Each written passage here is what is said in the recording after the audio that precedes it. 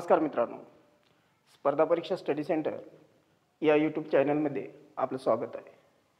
मित्रांनो, आतापर्यंत आपण स्पर्धा परीक्षेच्या दृष्टिकोनातून सर्व व्हिडिओ पाहता, परंतु शाळा बंद असल्यामुळे तसेच विद्यार्थ्यांचं नुकसान होत आहे या दृष्टिकोनातून वर्ग इयत्ता 5वी ते इयत्ता 10वी पर्यंतचे सर्व गणिताचे व्हिडिओज मी आपल्याला उपलब्ध करून देणार आहे. तर आज आपण 6वीचा पहिला धडा गणित या विषयाचा बेसिक कन्सेप्ट्स इन जिओमेट्री हा बघणार. आता सेमी आणि मराठी या दोघांसाठी पण मी हे समजावून सांगणार आहे. लक्ष असू द्या. पहा, 6वीचे मुलं basic concepts in geometry part 1 भाग 1 प्रथम सत्राचा हे आपल्याला बघायचं आहे. आता पहिल्या पेजवर let us discuss complete the rangoli then have a class. मित्रांनो, इथं तुम्हाला पुस्तकामध्ये रांगोळी काढून दिलेली आहे आणि काय सांगितलंय, complete the rangoli then have a class. ही रांगोळी पूर्ण करा तुमच्या वर्गामध्ये. Discussion with help of the following questions. खालील प्रश्नाची उत्तरे देते. Number first, what kind of surface do you need for making a rangoli. काय म्हणते, what kind of surface do you need for making a rangoli. Rangoli काढण्यासाठी पृष्ठभाग कसा असावा, सरफेस कसा असावा.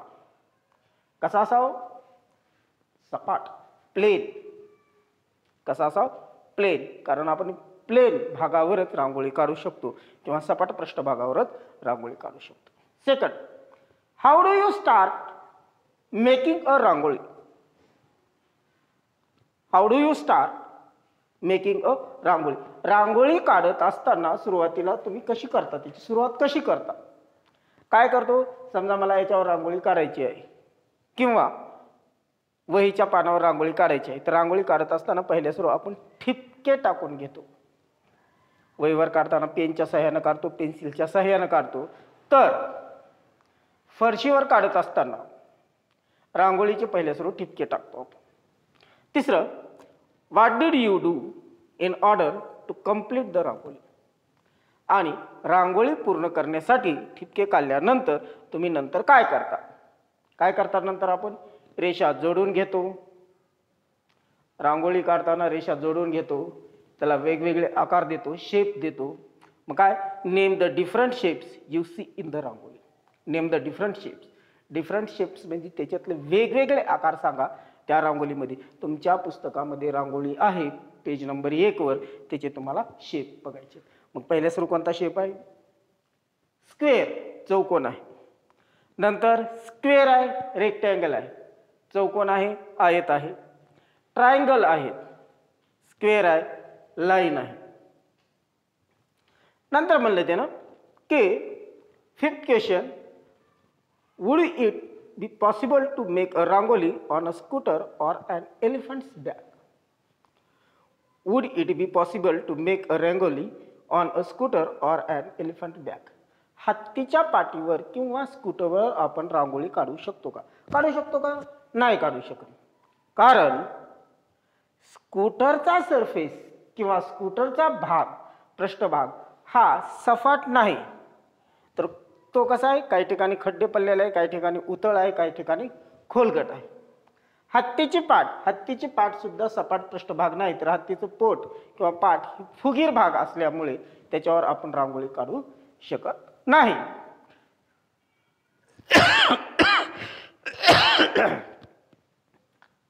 सिक्स्थ क्वेश्चन, 6वा प्रश्न, when making a rangoli on paper what do you use to make the dots. ज्यावेळेस तुम्ही कागदावर रांगोळी काढता त्यावेळेस तुम्ही ठिपके कशाच्या सहाय्याने काढता. कशाच्या सहाय्याने काढतो आपण, कागदावर काढताना बाय पेन्सिल, बाय पेन.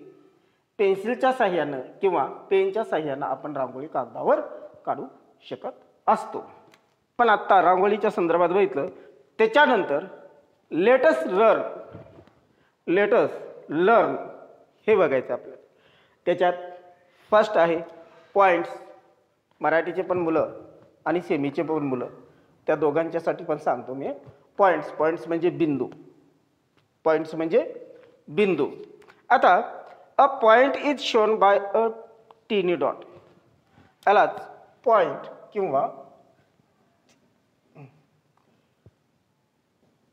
बिंदू. हा छोटासा डॉट आहे. डॉट म्हणजेच आपला पॉइंट आहे आणि त्याला आपण मराठीतून बिंदू असं म्हणू शकतो. A point is shown by a tiny dot. बघा, बिंदू हा एक छोटा असतो किंवा छोटासा यानं दाखवला जातो, अत्यंत लहान. We can use a pen or a sharp pencil to make the dot. आणि हे टाकण्यासाठी वहीवर जर टाकायचं असेल तर आपण पेनचा किंवा शार्प पेन्सिल, टोकदार पेन्सिलचा उपयोग करू शकतो आणि अशा पद्धतीने आपण काय करू शकतो, पॉइंट दाखवू शकतो. The dots in the rangoli are the symbols for point. बा, आणि हे डॉट रांगोळीमध्ये काय करतात, सिम्बॉल्स फॉर पॉइंट्स म्हणजेच बिंदूचे चिन्ह, निर्देशक म्हणून हे काम करत असतात. आता ह्याला इकडे फिगरमध्ये बघा, मी 3 डॉट काढलेत, PAT. कोणकोणते काढलेत, PAT. मग a point can be given a name. त्याला आपण नाव पण देऊ शकतो. मी ह्या पॉइंटला P पॉइंट म्हणलं, याला A पॉइंट म्हणलं, याला T पॉइंट म्हणलं. Capital letters the alphabet are used to name a point. Capital अक्षराचा, इंग्रजी अक्षराचा वापर करून आपण त्याला नाव देऊ शकतो. The points P, A and T, P, A and T are shown in the figure alongside. तुम्हाला आकृतीमध्ये बिंदू P, बिंदू A आणि बिंदू T, point P, point A आणि पॉइंट T हे दाखवलेले आहेत. आता हे बिंदूची संकल्पना तुमच्या लक्षात आली असेल. शुद्ध भाषेत मराठीत सांगायचं झालं तर कोणत्याही टोकदार वस्तूनं जर आपण डॉट दिला तर त्याला आपण बिंदू किंवा पॉइंट म्हणू शकतो. बिंदू हे कॅपिटल अक्षर, इंग्रजी अक्षराने दाखवले जातात. या ठिकाणी बिंदू P, बिंदू A, बिंदू T, point A, point P, point T हे आपण दाखवलेले आहेत.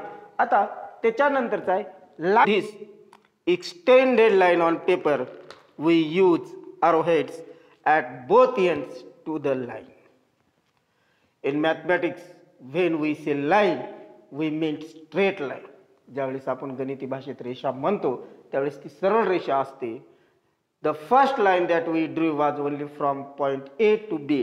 आपण पहिली रेषा काढली फक्त A पासून B पर्यंत आणि मी तीच रेषा जर अशी ॲरोनं काढली तर ही अमर्याद कुठपर्यंत वाढते. ह्या ॲरोचं सिम्बॉलच आहे की इकडं अमर्याद वाढत जाते किंवा ही इकडं अमर्याद वाढत जाते.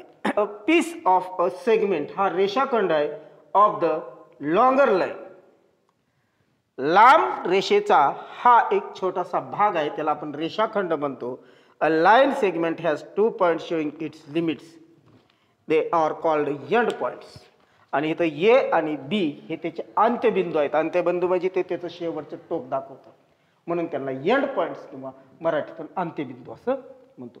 We write line segment AB as seg AB in short. बा, म्हणून ह्या रेषाखंडाला सेगमेंट AB किंवा रेषाखंड AB आणि इंग्लिशमधून सांगायचं झालं तर शॉर्टमध्ये सेग AB असं आपण म्हणू शकतो. A and B are its end points. A आणि B हे त्याचे end points आहेत म्हणजेच अंत्यबिंदू आहेत. A line is named using a small letter or by using any 2 points on the line. Line L has been shown alongside. Its name can be also written line as PQ or line QP.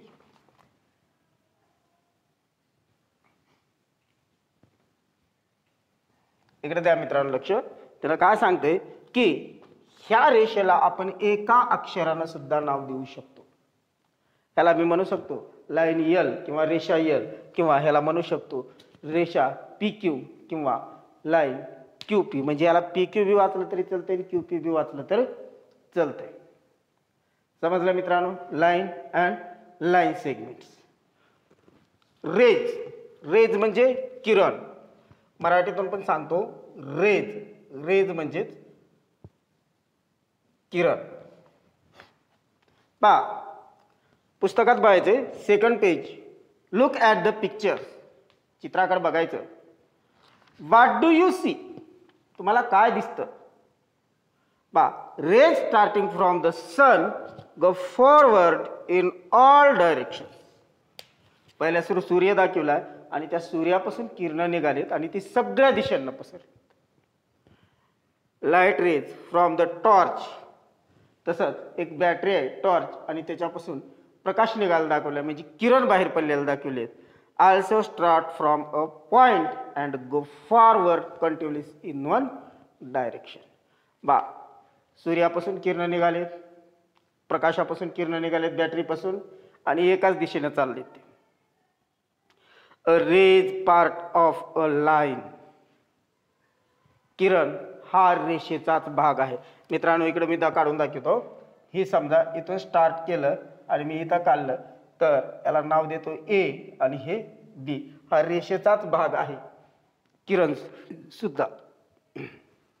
A ray is part of a line. It starts at one point and goes forward continuously in the same direction. एका बिंदूपासून सुरू होतो आणि दुसऱ्या बिंदूकडे तो सतत किंवा कंटिन्युअसली वाढत असतो. The starting point of rays is called its origin. मित्रांनो लक्ष द्या, याला खूप महत्व आहे. ओरिजिन परीक्षेमध्ये विचारू शकतात. मराठीवाले आरंभ बिंदू.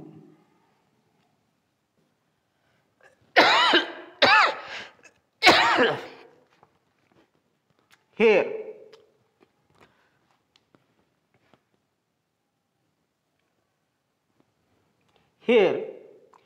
P is the origin. म्हणजे इथं P हा आरंभ बिंदू आहे कारण तिथून किरण निघतो.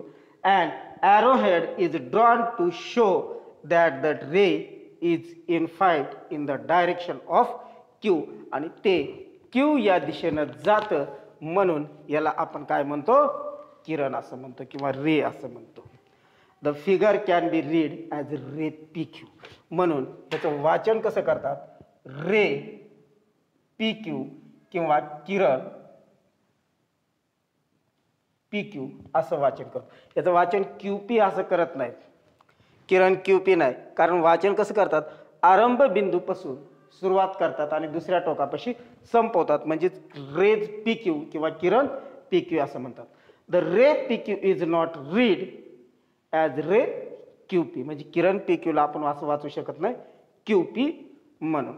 आता हे ट्राय दिस ॲक्टिव्हिटी म्हणून दिले ते खास तुमच्यासाठी. त्याच्यानंतर ट्राय दिस खाली बघू आता काय दिलंय ते. Activity first, draw a point on the blackboard. पहिली कृती सांगितली त्यानं आपल्याला ती बघायची. आपल्याला काय सांगितली कृती ती? Draw a point on the blackboard. एक बिंदू काढायचा आपल्याला ब्लॅकबोर्डवर. मी काढला इथं, याला दिलं नाव A. Every student now draws a line that passes through that point. प्रत्येक विद्यार्थ्यानं यायचं आणि ह्याच्यातून काय करायचं? एक लाईन काढायची पास. आता इथं मीच काढतो लाईन. म्हणजे जेवढे विद्यार्थी आहेत तेवढे याच्यातून लाईन पास करू शकतात किंवा लाईन काढू शकतात. मग through that how many such lines can be draw. तर किती काढू शकतो आपण लाईन? Lot of. पुष्कळ आपण लाईन काढू शकतो. म्हणजे याचं सांगायचं तात्पर्य असं आहे की एका बिंदूतून असंख्य रेषा काढल्या जातात किंवा जातात. एका बिंदूतून असंख्य रेषा जातात. And infinite number of lines can be drawn through the point. Infinite म्हणजे असंख्य असंख्य रेषा आपण काढू शकतो एका बिंदूतून. नंतर बघू can you tell, page number 3. There are 9 points in the figure. दिलेल्या आकृतीमध्ये 9 पॉइंट्स आहेत, 9 बिंदू आहेत का मोजा? 3 आणि 3 6 आणि 3 9. Name them. त्याला नाव द्यायचे. आपण नाव देऊ पहिलं. काय? A B C D E F G H आणि I नाव दिले आपण. If you choose any 2 points, कोणतेही 2 बिंदू निवडायचे. आपण A आणि F घेऊ. How many lines can pass through the pair, म्हणजे ह्याच्यातून किती रेषा काढू शकता. किती काढलो? एकच. 2 रेषेतून अशी जर काढली तर वाकडी होती, ती रेष होत नाही. रेष ही सरळ असते. लाईन इज अ स्ट्रेट, त्याच्यामुळं ती होत नाही. मग one and only one line, एक आणि एकच रेषा can be drawn through any 2 distinct points. 2 बिंदूतून फक्त एक आणि एकच रेषा काढली जाते.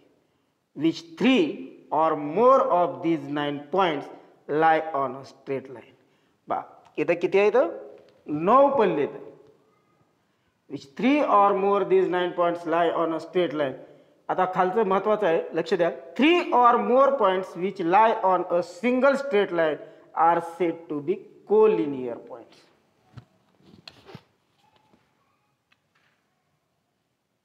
एक रेषा काढली, किती बिंदू आले एका रेषेवर? 3. एक बी, दुसरा एफ आणि तिसरा जी.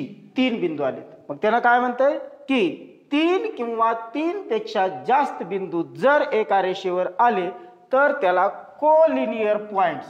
कसले पॉइंट्स म्हणतो आपण? Collinear points. कोलिनियर पॉइंट्स म्हणजे एक रेषीय बिंदू. एका रेषेवर असणाऱ्या बिंदूंना एक रेषीय बिंदू असे म्हणतो. तर of these 9 points name any 3 or more points which do not lie on the same.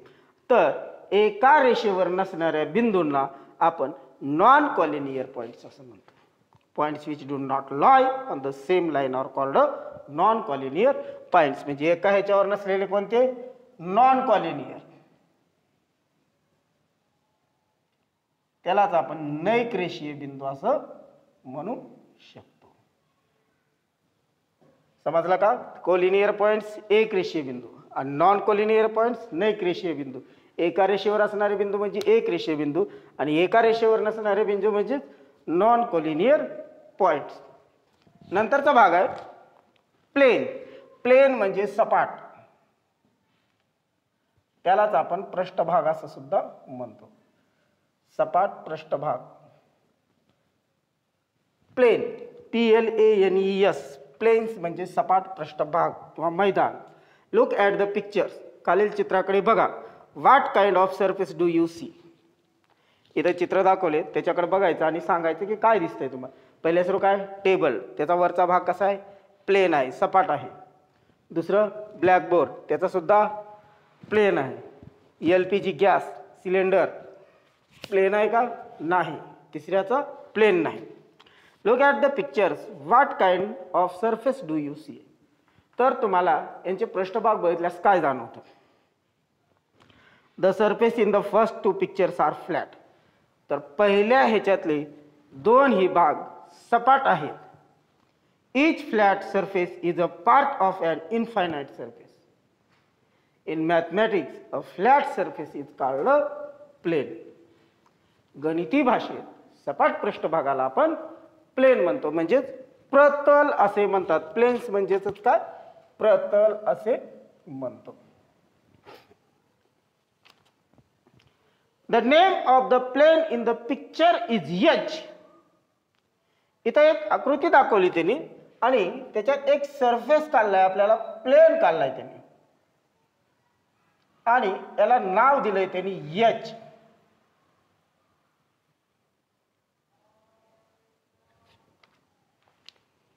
Even though we draw a suitably small figure of the plane. इथे एक लहान सपाट पृष्ठभाग प्रतल काढलंय, त्याला एच नाव दिलंय. It actually extends infinitely on all sides.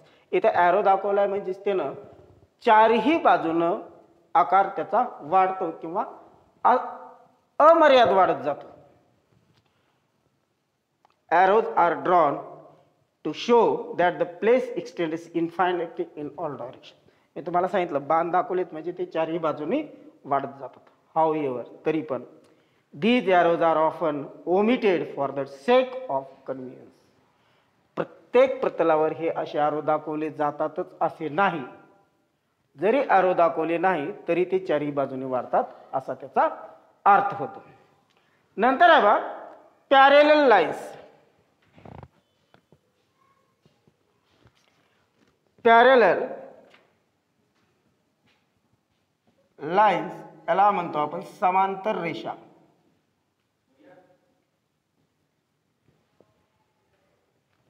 समांतर रेषा म्हणतो. Look at this page from a notebook. नोटबुकचं चित्र बघायचं. Is this page a part of a plane. ते कशाचं चित्र आहे? एक पृष्ठभागाचं आहे. If we extend the lines that run side is on the page will they meet each other surveyor. तर हे जे भाग आहे ते भाग कसे आहेत? तो लाईनचे एकदम समांतर आहेत. प्रत्येकामधला अंतर हे समान आहे. Lines which lie in the same plane but do not intersect are said to be parallel to each other. ज्या दोन रेषा कुठेही एकमेकाला छेदत नाहीत त्यांना आपण समांतर रेषा असे म्हणतो. मी या ठिकाणी काढतो आता.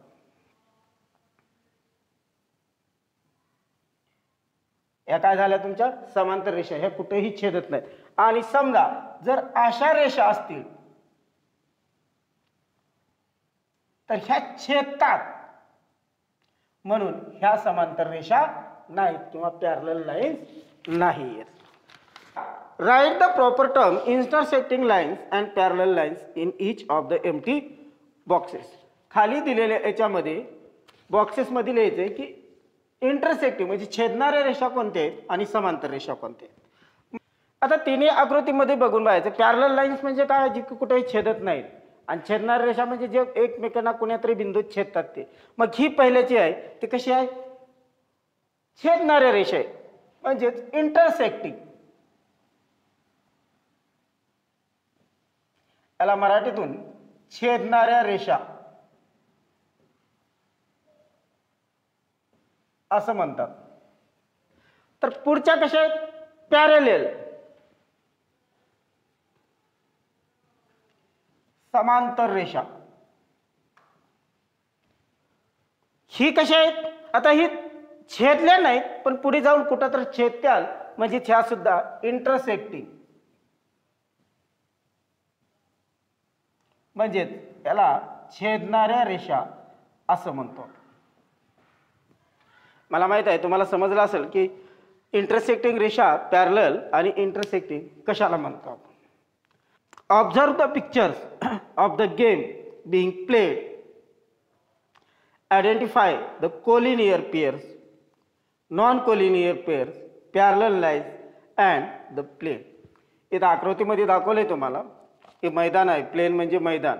इथं पॅरलल लाईन दाखवल्यात. हे सगळे खेळाडू खो खोचा खेळ खेळत आहेत आणि एका रेषेवर बसलेत म्हणून हे कसले आहेत? कोलिनियर आहेत. आणि हे दोन बाहेर फिरतात म्हणजे हे नॉन कोलिनियर, एका रेषेवर नाही आहेत ते. त्याच्यानंतर in January we can see the constellation of Orion in the eastern sky after 7 in the evening.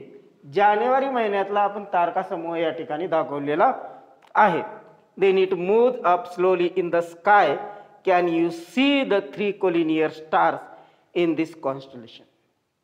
इथं 3 तारे एका रेषेत आहेत. Do you also see a bright star on the same line some distance away?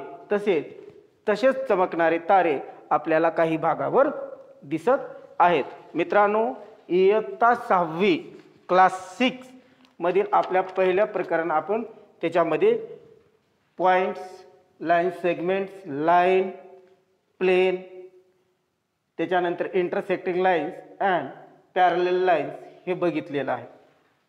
आता त्याच्यावर practice set first हा सोडवायचा आहे आणि तो look at the figure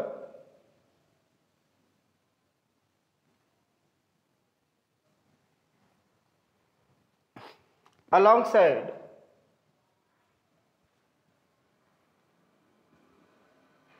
and name the following.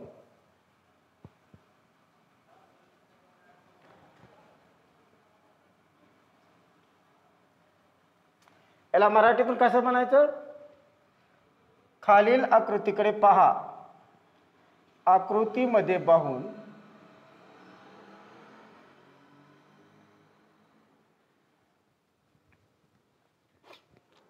खाली दिलेली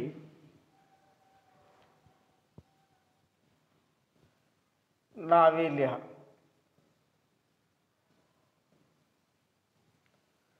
आता आकृती काढू आपण.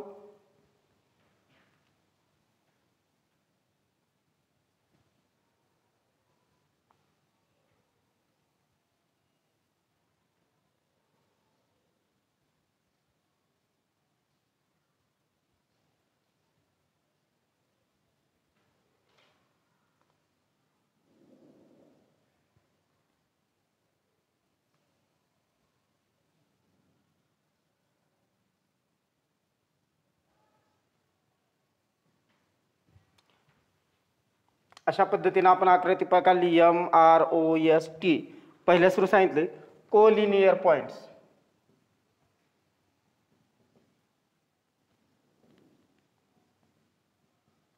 म्हणजेच याला आपण मराठीतून लिहू एक रेषीय बिंदू. बघा, मराठी आणि सेमी दोन्ही विद्यार्थ्यांसाठी सांगत आहे मी. मग एक रेषीय बिंदू कोणकोणते आहेत? पहिल्या सुरू बघायचं MOT पॉइंट. MOT किंवा याला मराठीतून तुम्ही असं लिहू शकता बिंदू MOT. दुसरं अजून RON.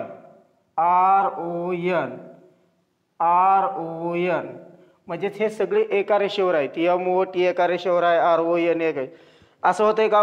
POS नाही, कारण ही एक रेष वेगळी आहे आणि ही एक रेष वेगळी आहे, म्हणून ही एक रेषीय नाहीत, फक्त ही दोन आहेत. दुसरं विचारलंय रेज. सेकंड विचारलंय आपल्याला रेज. आता हे मोडतो आणि दुसरं लिहितो त्याच्यावर रेज.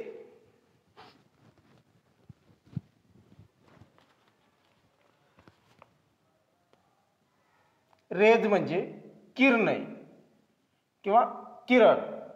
आता कोणकोणते किरण आहेत बघा एक एक. रे, OM, OR, OS, OT, ON आणि OP. म्हणजे या पद्धतीने आपण किरण पण सांगू शकतो. यालाच आपण रेला किरण सुद्धा म्हणू शकतो. किरण OM, OR, OS, OT, ON, OP. मित्रांनो, किरण लिहित असताना आरंभ बिंदू ओरिजिन पासून स्टार्ट करायचं. असं नाही लिहायचं MO, OM, OR, OS, OT, ON, OP या पद्धतीनं लिहायचं. त्याच्यानंतर आहे लाईन सेगमेंट्स. लाईन सेगमेंट्स म्हणजेच रेषाखंड.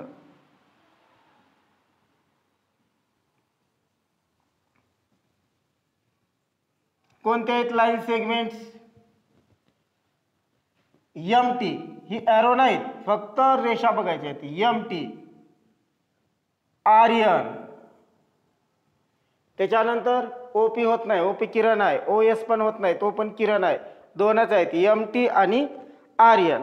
त्याच्यानंतर तिसरं लाईन्स. लाईन्स म्हणजेच रेषा. आता रेषा कोणकोणत्या येतात?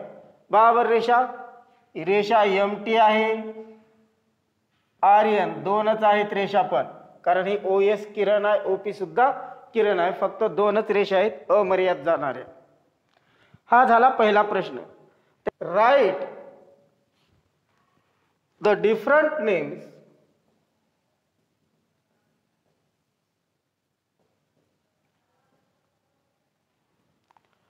ऑफ द लाईन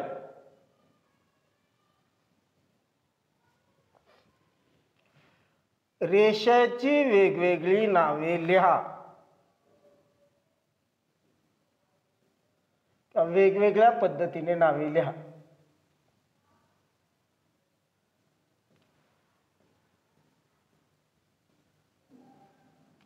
आता रेष दिली आहे आपल्याला, काय रेष? ए बी सी आणि डी, याला आपण लाईन किंवा रेषा सुद्धा म्हणू शकतो. आता काय काय नावं देतात? 2 अक्षरांना आपण देऊ शकतो. मी देतो बा, लाईन ए बी म्हणू शकतो, ए सी म्हणू शकतो, ए डी म्हणू शकतो, किंवा रेषा A B A C A D म्हणू शकतो, 2 अक्षरांना म्हणू शकतो. तसेच बी सी बी डी सुद्धा म्हणू शकतो आणि नंतर सी डी असं सुद्धा म्हणू शकतो.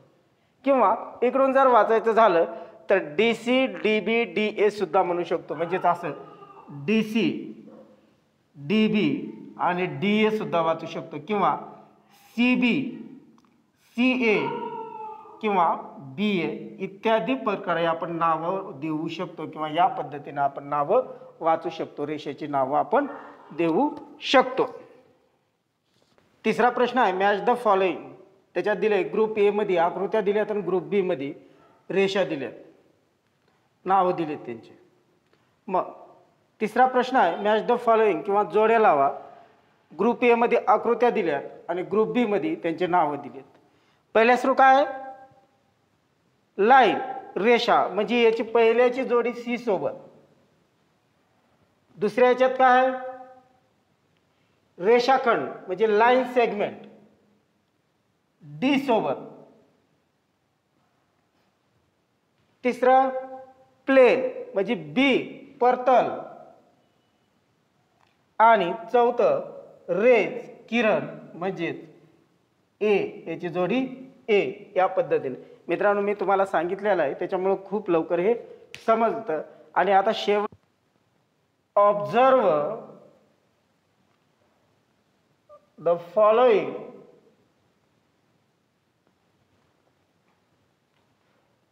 figure, name the parallel lines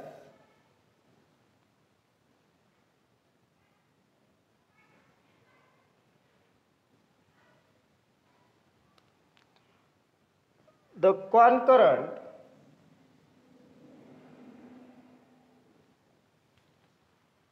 lines and the points of concurrence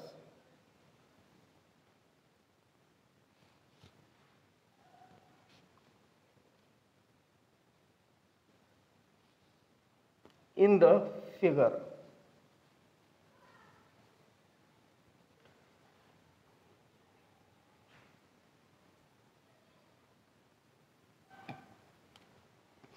रेषा दिल्यात आपल्याला.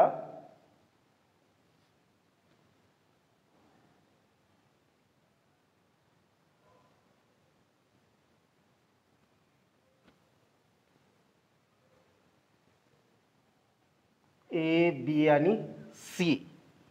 तसंच एम आणि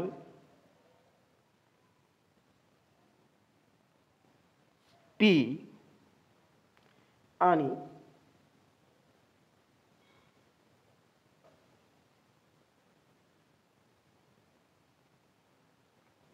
क्यू इत्यादी रेषा दिल्यात. आणि इथं ए सी आणि डी कॅपिटल अक्षरानं जोडलेला आहे. मग आपल्याला याच्यात काय करायचं? पॅरलल लाईन्स आणि कॉन्करंट लाईन्स काढायच्यात. म्हणजे छेदणाऱ्या रेषा कोणकोणत्या आहेत आणि एक संपाती रेषा कोणत्या आहेत आणि पॅरलल आहेत. मग पॅरलल मध्ये कोणत्या येतील? समांतर रेषा.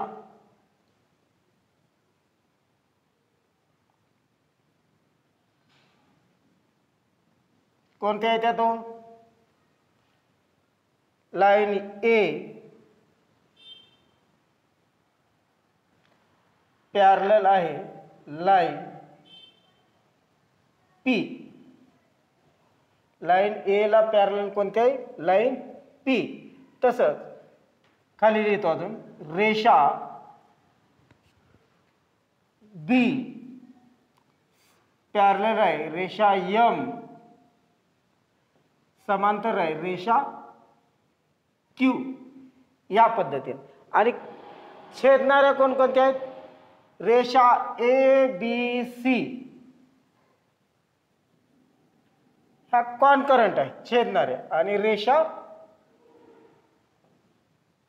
पी क्यू ह्या कशा आहेत? छेदणाऱ्या रेषा आहेत. मग इथं आपल्या मित्रांनो इयत्ता 6वीचं प्रकरण पहिलं संपलेलं आहे की बेसिक कन्सेप्ट इन जिओमेट्री. तर याच्यामध्ये काही अडचण असेल तर कमेंटमध्ये सांगा, आणि जर समजलं असेल तरी पण कमेंटमध्ये सांगा, आणि दुसऱ्याला फायदा होण्यासाठी शेअर करा. व जर चॅनलवर नवीन असताल तर प्रत्येक वर्गाचे व्हिडिओ पाहण्यासाठी चॅनलला सबस्क्राईब करा. धन्यवाद.